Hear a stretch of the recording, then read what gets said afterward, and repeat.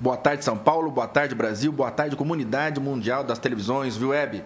Começa agora o programa Face a Face. E hoje eu tenho a oportunidade, o prazer e o privilégio de entrevistar um irmão de Belém do Pará. Ele da Segurança Pública é o Tenente Coronel Thales Costa Belo. Ele foi comandante do tático lá da Rodan. Ele também foi formado pelo BOPE no Rio de Janeiro. Ele foi coordenador geral do Sistema Penitenciário de Belém do Pará. Foi secretário adjunto de Justiça e Direitos Humanos em Belém do Pará.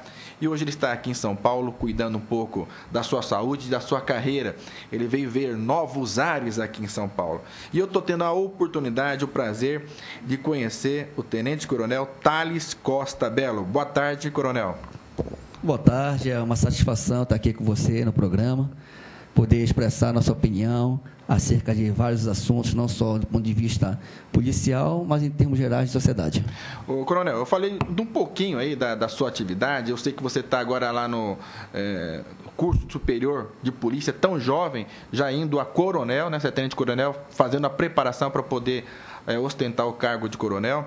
Mas eu queria saber um pouquinho da vida do policial militar, desde o praça ao mais alto posto da corporação, que é o coronel.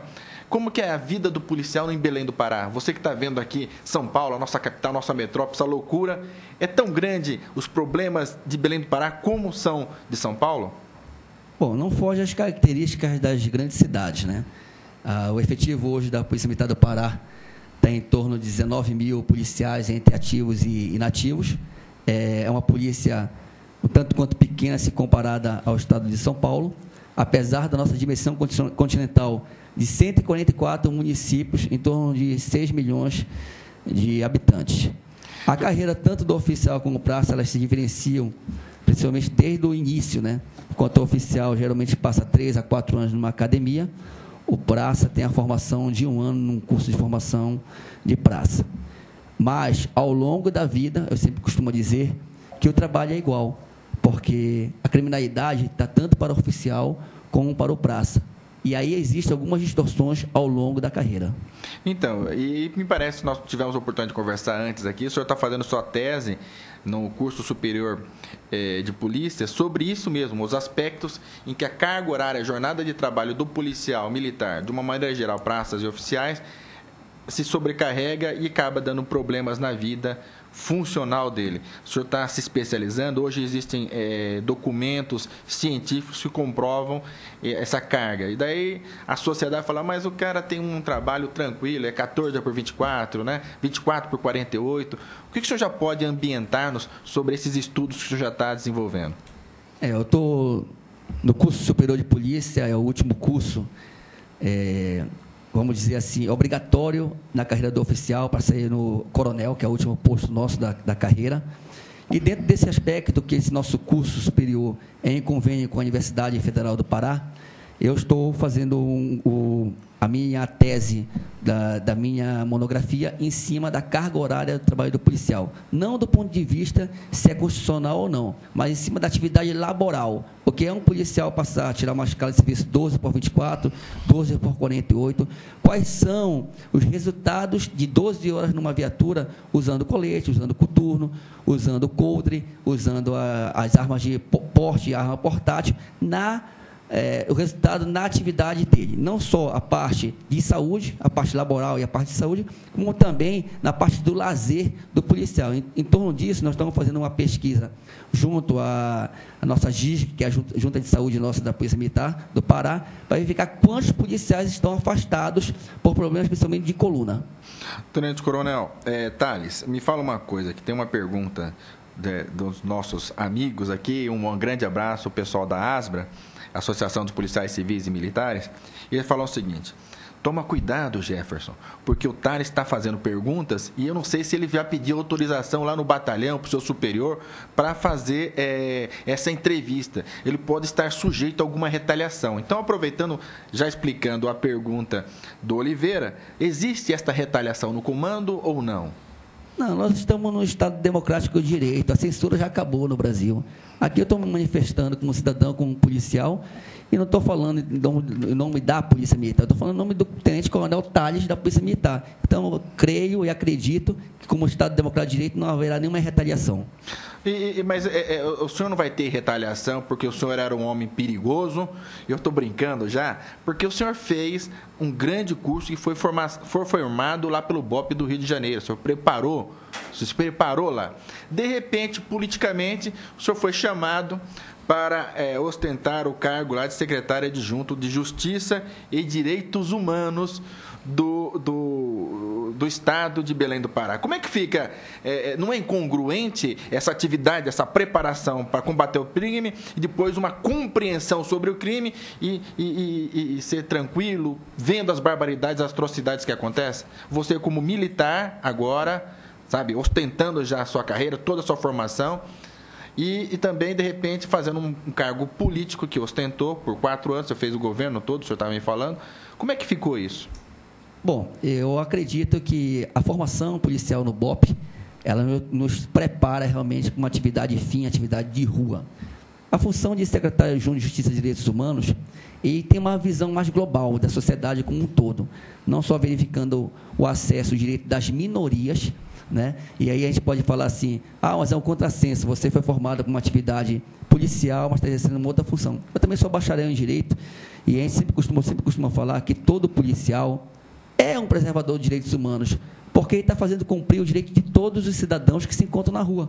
Então, eu não vejo nenhum contrassenso em um policial militar ou um policial civil assumir um cargo de secretário adjunto de Justiça e Direitos Humanos. O que nós temos que garantir, na verdade, é o direito de todos, inclusive das minorias. Então, quando o senhor esteve lá, que o senhor pode contar de fato que te deixou reflexivo? Você teve que pensar para tomar alguma posição, porque você liderava também lá, né? O que ocorre muito na cabeça, principalmente dos policiais, é aquela história que quando morre um policial, não tem os direitos humanos. Existe sim, de uma certa forma existe. Eu acho que a gente tem, o que nós temos que fazer é fortalecer as nossas associações. E essas nossas associações poderem falar pelo policial, que muitas vezes não pode, porque às vezes o regulamento, ele impede deste acesso. Mas o que eu falo assim de experiência, né, que a gente vai conhecendo, na verdade, são os territórios da pobreza. Quem são as pessoas que a polícia prende, quem são as pessoas que o Estado prende, quem são as pessoas que estão encarceradas. Então, você consegue ter uma visão geral que a polícia realmente tem acesso às pessoas que estão mais próximas da sociedade, que são mais vítimas. Por exemplo, o Estado do Pará, quando eu fui coordenador-geral do sistema penitenciário, nos anos de 2005, 2006, eu fiz também uma monografia que era sobre o perfil criminológico do sistema penitenciário paraense, ou seja, quem se encontra preso. E, para você ter uma surpresa, 80% dos encarcerados são de crimes contra o patrimônio. Que crimes são esses? 155, 157 e latrocínio. Nenhum tinha o 2º grau completo. Ou seja, aquela pessoa que foi desprotegida pelo Estado ou desamparada, que estão no território da pobreza, que nós constatamos isso, que estavam no território da pobreza. Pobreza ou miséria? Território da pobreza e colocando a miséria. Então, aqueles que estão sem uma praça, sem acesso à educação, sem saneamento, sem saúde, são as pessoas que são vítimas do processo do Estado. Estão, ao mesmo tempo, elas estão ausentes das políticas públicas, mas, ao mesmo tempo, são as que estão encarceradas pelo poder público. Aí, o que eu quero colocar com isso? Uma reflexão.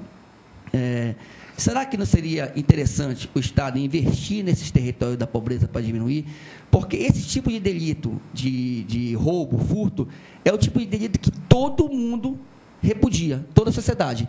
Não só a classe baixa, como a classe média, como a classe alta. Enquanto aqueles crimes de colarinho branco, que matam também a população aos poucos, eles não têm o mesmo repúdio da sociedade, por não ser de forma direta, mas está acabando com a sociedade, está aniquilando a sociedade quando deixa de chegar a merenda, o saneamento, a iluminação, nesses crimes que são praticados pelos crimes de colarinho branco.